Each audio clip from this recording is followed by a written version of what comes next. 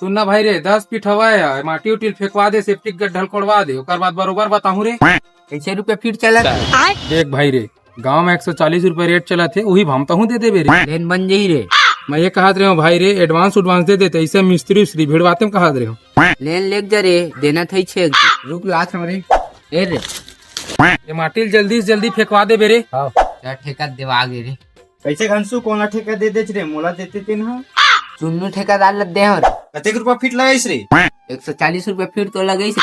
मैं तो बचपन से जानता हूँ सारा बहुत बड़े ठग्गू हवा, गाँव में 110 रुपए चलते, वो सारा 140 रुपए लगा दे, बाद में पछतावे ते पूरा 50-50 हजार के तो चूना लगाए। सारा हाथ मोल ठगत रे, इनवाद देव तेल मंगू दादा नहीं दो।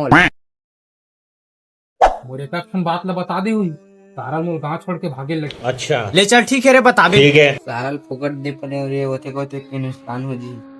राम राम से मोर पैसा तो दे दे रे।